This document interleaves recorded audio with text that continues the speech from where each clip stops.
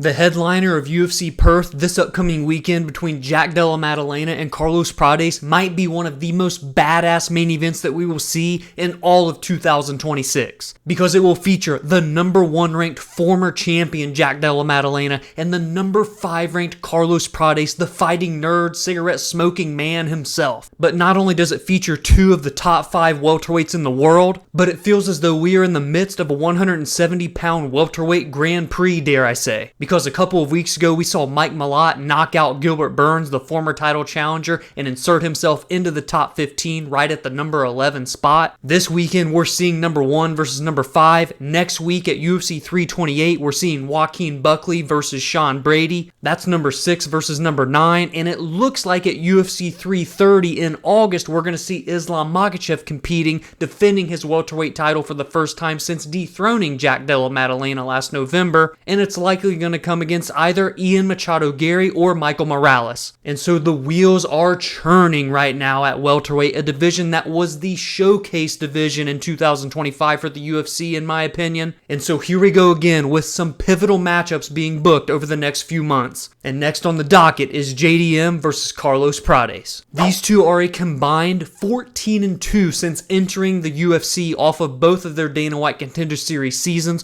For Carlos Prates, he would compete on DWCS in August of 2023, and Maddalena would compete in one of the greatest fights in Contender Series history in September of 2021. And of those 14 UFC victories that these two men combined for, 11 of them have come by way of stoppage, with 10 out of the 11 coming by way of knockout. For the 29-year-old Jack Della Maddalena, who has already become a world champion before even entering his prime, he started his UFC career 7-0 with 5 stoppage victories, and the biggest one was against Gilbert Burns, the former title challenger, in March of 2024, one of the best comebacks in all of that year when he would get the knockout win with 1 minute and 17 seconds remaining in the fight. And so after that, Jack Della Maddalena would earn a crack at the welterweight championship and take on Belal Muhammad in May of 2025 at UFC 315 in Canada, when Belal Muhammad was riding an 11-fight unbeaten streak and had just become the champion in July of 2024 after dominating Leon Edwards at UFC 304. And what would we see in that title-earning performance from Jack Della Maddalena? We would see him defend 6 out of the 9 takedown attempts from Belal Muhammad,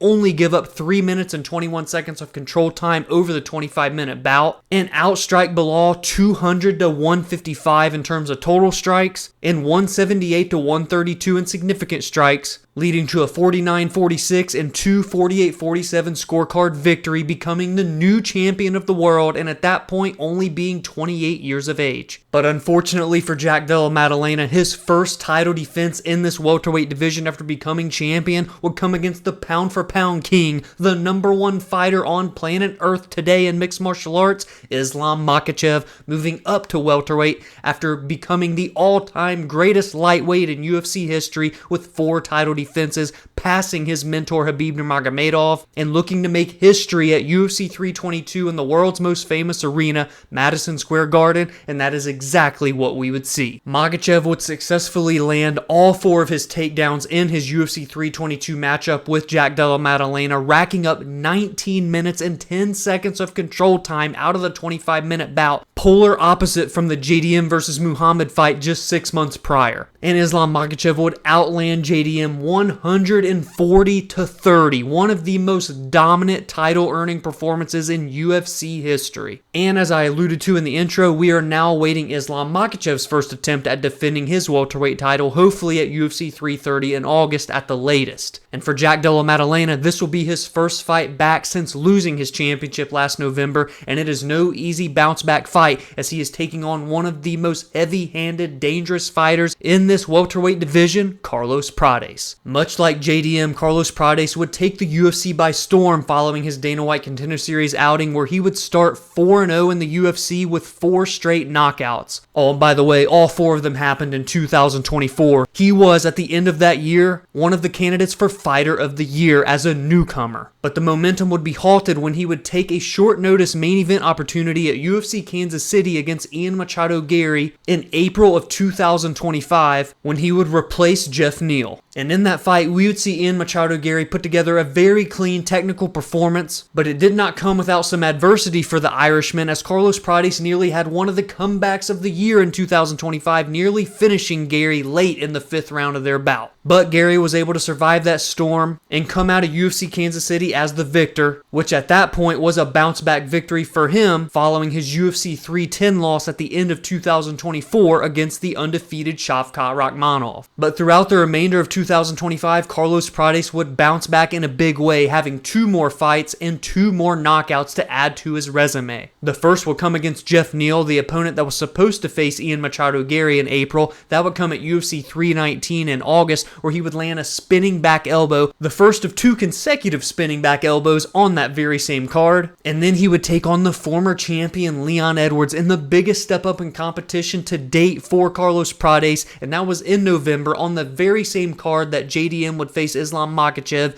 UFC 322, and Carlos Prates would not only defeat Leon Edwards, but he would become the first man to ever knock out Rocky. The Nightmare is 32 years old, right in his prime, and has finished 21 of his 23 victories, with 18 out of those 21 by way of knockout. Hell, he's even been finished in 5 of his 7 losses. This man is kill or be killed. He is all action, and these are 2 of the most fan-friendly striking fighters in the welterweight division. Scratch that, the entire UFC. I truly don't see a world where this fight doesn't deliver, and when you add in the stakes and the implications and the pressure on top of it, I think we are in store for an absolutely incredible back and forth barn burner in the main event of UFC Perth, where the winner will come out one step closer to title contention. Dare I say, if it's Carlos Prates, he may even earn his shot at the title next. And you know what? I'm going to take it one step further. If Carlos Prates can come in and beat Jack Della Maddalena, and dare I say, knock out Jack Della Maddalena, something that has only been done to JDM once, and that was way back 10 years ago in his debut, then is it possible where there's a world that Carlos Prates could hopscotch over Ian Machado Gary, someone that has a victory over him, and over the undefeated Michael Morales, and take on Islam Makhachev in August at UFC 330? That's a legitimate question that I pose to you in the community. Let me know what you think about that down below. And just because I posed that question to you doesn't mean that I'm ruling out the possibility that JDM can bounce back in a big way, halt the momentum of the fighting nerd Carlos Prates,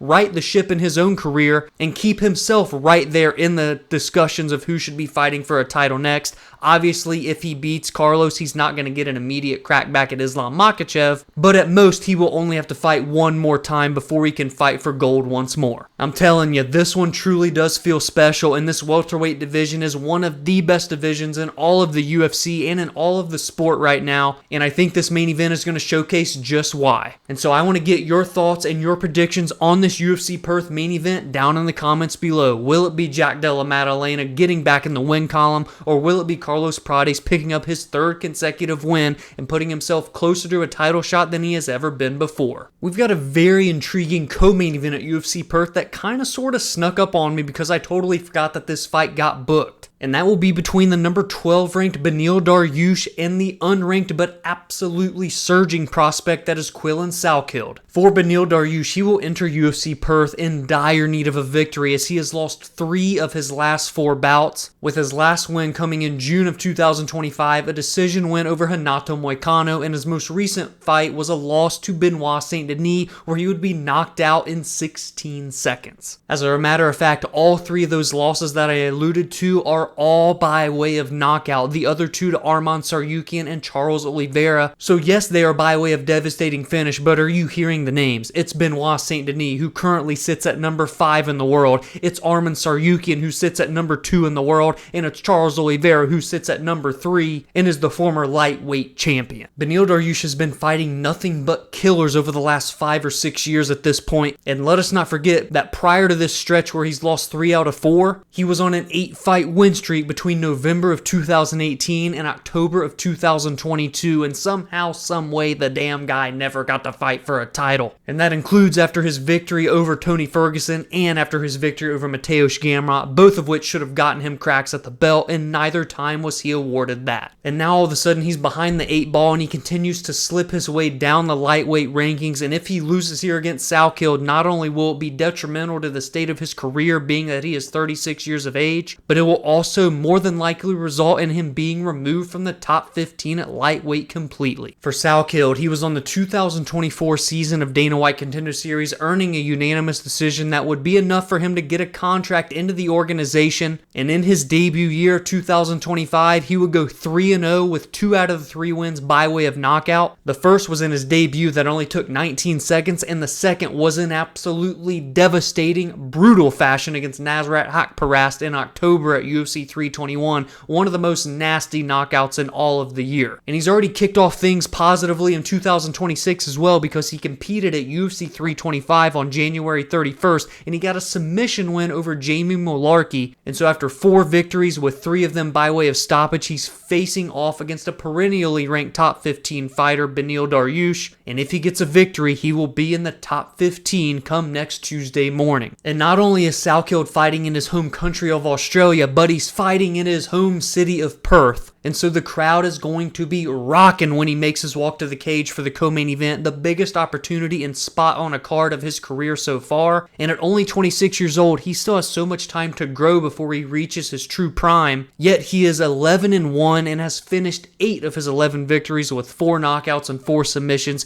He is a Swiss Army knife. He can get the job done anywhere that the fight goes, and I think he's going to need that type of skill set to be successful against Beneil Dariush, someone else who is dangerous in all facets of the fight game, regardless of his age and lack of momentum right now. I'm curious to gauge the community's thoughts on Quillan Salkilld and the potential that you think he possesses, not only right now in the general state of his career, but in the lightweight division specifically, the Shark Tank that it continues to be. Do you foresee him as someone that can be a challenge to some of those top 10 and dare I say top 5 guys, or do you still think we're a couple of years away for him reaching his true ceiling and breaking through into potential title contention? Or do you think it's just a matter of him getting the proper fights so far that have allowed him to have success, and is this too much too soon for him taking on Beneil Dariush, someone who is so battle tested? Give me your thoughts on Quillan down in the comments below, and if you think he can get the job done here against Beneil Dariush on Saturday night, or if you think this is a get-right bounce-back opportunity for the seasoned veteran. And this is another very sneaky, great fight in the featured bout between the number 11 and number 12 ranked flyweights in the world, Tim Elliott and Steve Erceg, and 2 former title challengers looking to continue their momentum and put their title fight losses well in the rearview mirror. Well, obviously that can already be said for Tim Elliott. He fought for the title years ago against Demetrius Johnson, but for Steve Erceg, that loss for the title is a little bit more recent in memory, and he's only won 1 fight since. At 39 years old, you're not supposed to be finding success at the lower weight classes. That's just not how the maths. But for Tim Elliott, that is exactly what we are seeing as he enters UFC Perth having won 4 of his last 5 bouts,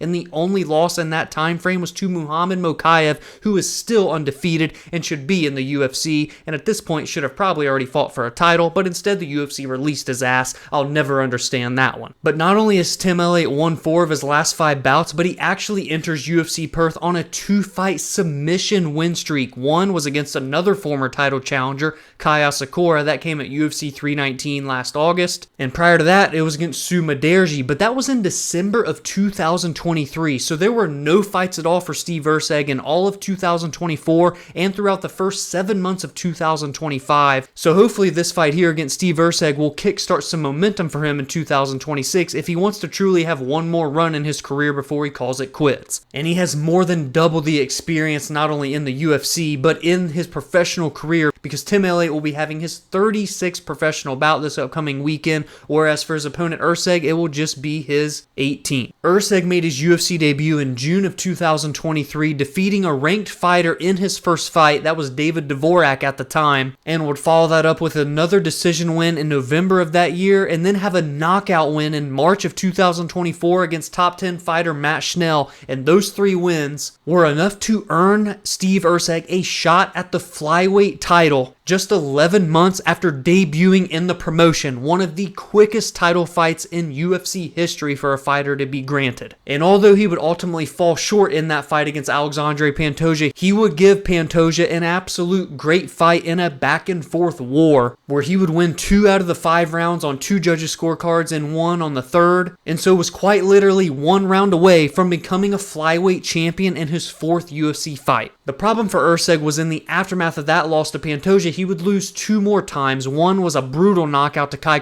France, who would go on to fight for the title after that, and the other was a decision loss to Brandon Moreno, the former 2-time champion. So all 3 of those names are flyweight greats right now in the current state of the division, but it was clear that a step back was needed to truly assess the skill set of Steve Erceg and his standing in the weight class, and that would come against Ode Osborne last August, where he would have a very competitive fight and inch out a unanimous decision win. So he does enter UFC Perth riding a victory, but it doesn't really feel like he has that momentum that Tim Elliott has. All in all, Erceg was able to do relatively well against the grappling of Pantoja, defending 10 out of 19 takedowns and giving up just 8 minutes of control time out of 25 minutes in his title fight. And so I'm curious to see if he can have even better defensive success in the grappling department this time around against a submission specialist in Tim Elliott, who is going to want to get him down to the mat. And so with the current state of the flyweight division, a title fight happening 1 week after this card at UFC 328 between Joshua Van and Tatsuro Taira, and the looming presence and return on the horizon of Alexandre Pantoja, this fight does play significance in the state of the division because the winner can get one step closer to getting back into the top 10, getting a potential top 5 opponent, and obviously from there on, if you continue to win,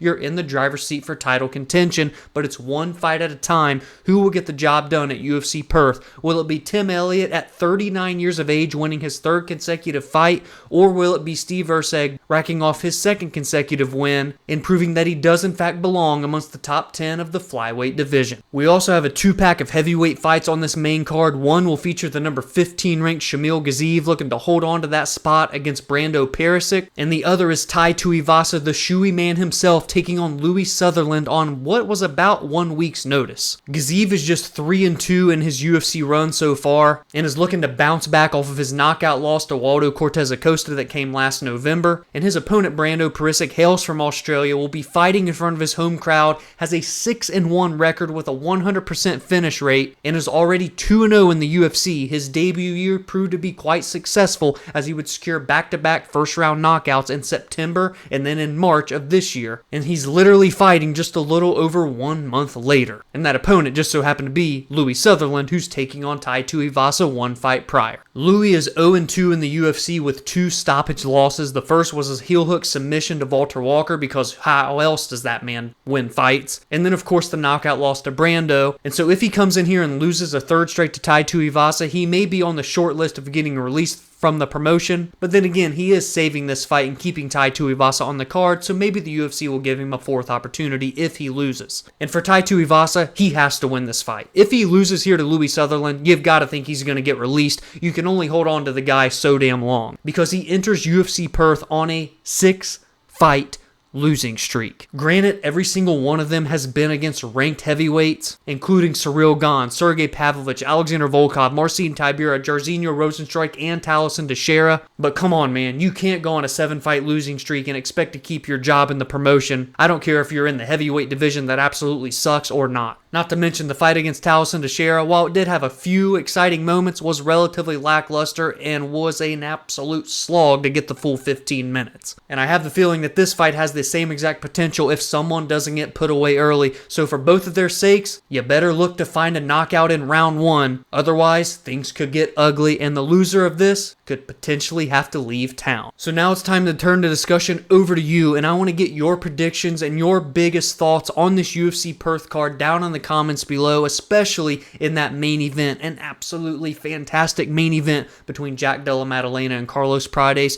Who do you see coming out of Perth as the victor? If you enjoyed this breakdown, please be sure to drop a like and subscribe to the channel if you are new. Every single week, I break down and preview the biggest and best fights and storylines heading into each card. In the aftermath, I recap the most meaningful results, and I give my thoughts and opinions on MMA news and fight announcements. You can also join the community on social media at Verbal Spar MMA on X, Instagram, and TikTok, as well as like the Facebook page Verbal Sparring MMA, and you could follow on your favorite audio listening platforms such as Spotify and Apple, where podcast episodes release there every Monday and Friday. Have a great weekend, enjoy the fights, and I will see you all in the next video.